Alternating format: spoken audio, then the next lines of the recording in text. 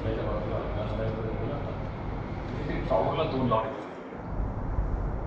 तिथे टॉवर मोठा असतो त्याला लावले. ठीक नाल्यावरती पण आहे. वादळामध्ये काही नाल्यावरती आहेत काही ठिकाणी, अनेक ठिकाणच्या फोटो निवेदन देताना घेऊन ना. हा ते तसं हातात धरतात. लोकांना म्हणजे ऍक्सिडेंट होण्याची ओपन म्हणजे आणि वादळामध्ये पडतातच आपल्या ठाण्यामध्ये तर आहे. अनिरुद्ध बिल्डिंगला बांधलेलं आहे काही एकही बेकायदेशीर म्हणून सगळी लिस्ट एकच मिळेल आता. एकही बेकायदेशीर होर्डिंग राहणार नाही एवढा मी आपल्याला शब्द देतो. दुसरं जे आपण काही कंपन्यांना जाहिरात बोर्ड लावण्यासाठी परमिशन दिल्यात काही 75,000 स्क्वेअर फूट त्यांनी कुठेही लावल्यात आणि ते समोर आदेश दिलेले आहेत ते याचे लवकर ऑडिट करून लवकर चौकशी फाईल माझ्यासमोर ठेवा. ओके चल. सगळ्याच महाराष्ट्राच्या महानगरपालिका सतर्क झालेल्या आहेत. त्याचप्रमाणे ठाणे महानगरपालिकेमध्ये जी अनधिकृत होर्डिंग्ज आहेत त्याच्याबाबत आज आमचे ज्येष्ठ नगरसेवक नारायण पवार आणि मी दोघांनी निवेदन दिलेलं आहे. आणि त्या निवेदनामध्ये अनधिकृत बांधकामांवर लागलेलं होर्डिंग, नाल्यांवर लागलेलं होर्डिंग, काही इलेक्ट्रिक टॉवर्स आहेत. हिरांदानी इस्टेटमध्ये तर मोठ्या इलेक्ट्रिक टॉवरला दोन्ही बाजूनी होर्डिंग्स लागलेले आहेत. तर अशा होर्डिंगच्या बाबत आता पावसाळा जवळच येत आहे आणि हवामान खात्याने सांगितलं की ह्या वर्षी 106% पाऊस पडणार आहे आणि वादळी वारा जोरात आहे. आणि आज महाराष्ट्राच्या सर्व आपत्कालीन याची मुख्यमंत्री बैठक घेतलेली आहे आणि त्याच बैठकीच्या अनुषंगाने पावसाळ्यामध्ये होणाऱ्या दुर्घटना टाळाव्यात याच्यासाठी मुख्यमंत्री जर एवढे सतर्क आहेत तर आपल्या महानगरपालिकेने या होर्डिंगच्या बाबतीमध्ये थोडं गांभीर्याने घ्यायला पाहिजे. याच्यासाठी आज आयुक्तांना आम्ही दोघांनी निवेदन दिलेलं आहे आणि आयुक्तांनी तो विषय गंभीररित्या आम्ही हाताळणार आहोत आणि जे काही त्या होर्डिंगच्या बाबत अनियमितता असेल किंवा अनुचित असतील किंवा एखादी साईज छोटी असेल आणि ती मोठी प्रमाणात बांधलेली असेल तर अशा सगळ्या होर्डिंगचे ते स्ट्रक्चरल ऑडिट करून ते आमच्या समोर बोलले का लवकर त्याचा निर्णय घेणार. हां, म्हणून आता जूनचा महिना आहे म्हणजे मेचा शेवटचा आठवडा आहे आणि जून लागणारच आहे. वादळ कधी पण होईल. जसं पश्चिम बंगालमध्ये चक्रीवादळ आलेलं आहे तर महाराष्ट्रात पण असं कधी होऊ नये आणि ठाण्यात तर आपल्या ठाणे महानगराचे आम्ही विश्वस्त आहोत आणि त्यामुळे ठाण्यात अशा दुर्घटना घडू नये याची काळजी म्हणून आम्ही आज आयुक्तांना निवेदन दिलेलं आहे. कारण आयुक्तांनी आम्हाला आश्वासित केलेलं आहे का नक्कीच लवकरात लवकर ह्या 2-3 दिवसामध्ये मी बैठक लावून ह्या सगळ्यावर विषयावर तोडगा काढतो.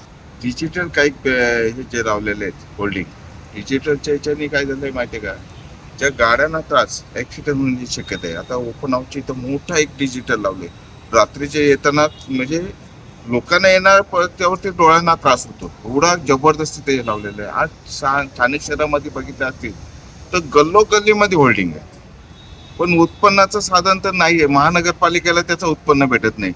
काही याच्यासाठी काही लोकांच्या याच्यासाठी फक्त काही एक कंपनी आहे कोणत्या तरी त्याला काहीतरी 75,000 स्क्वेअर फूट त्याला होल्डिंग म्हणजे लावण्यासाठी परमिशन दिली महानगरपालिकेने.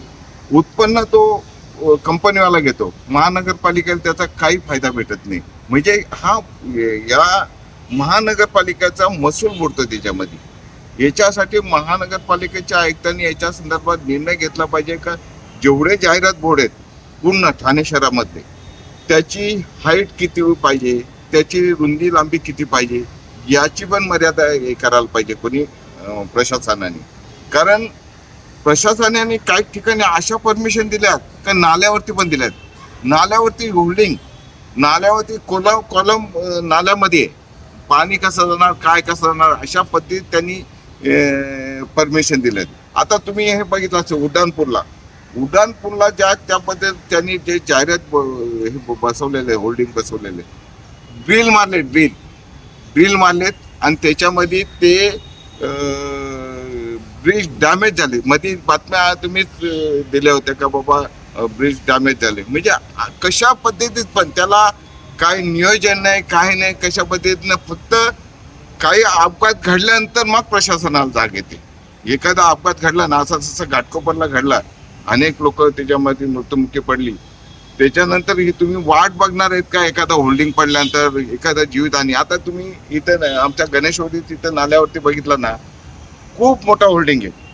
खूप एवढा मोठं होल्डिंग आहे ना तर तिथे आजूबाजूला झोपडपट्टी आहे. तो जर होल्डिंग जर पडले ना तर कमीत कमी 100-200 लोक त्यांचा त्रास होऊ शकतो. अपघात होऊ शकतो. 100-200 लोक त्या होल्डिंगच्या याच्याखाली राहू शकतो. तशी घाटकोपरची घटना घडली ना, तसं होऊ शकतो.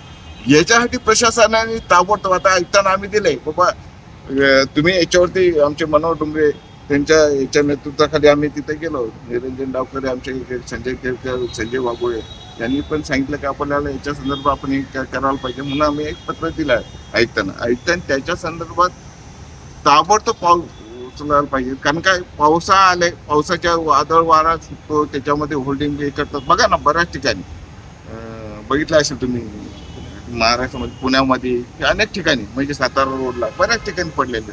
तसे इथे पण पडू शकतात. कारण काय, इथे त्यांच्या याच्या संदर्भात आम्ही मागे बोलले तर त्यांनी ज्या साईज दिल्यात, त्यांचे नियमावली दिले, नियमावलीला धरून त्यांनी ते बनवलेले नाहीत. नियमावलीच्या ह्याच्याप्रमाणे असे हे बनवायला पाहिजे, त्यांनी त्या पद्धतीने बनवलेलं. म्हणून आयुक्तांनी सांगितलं की ताबडतोब याच्यावरती तुम्ही त्याचं ऑडिट करा. जे इनलिगली होल्डिंग असते ते होल्डिंग काढा, त्यांच्यावरती कारवाई करा. एबीपी माझा, उघडा डोळे बघा नीट.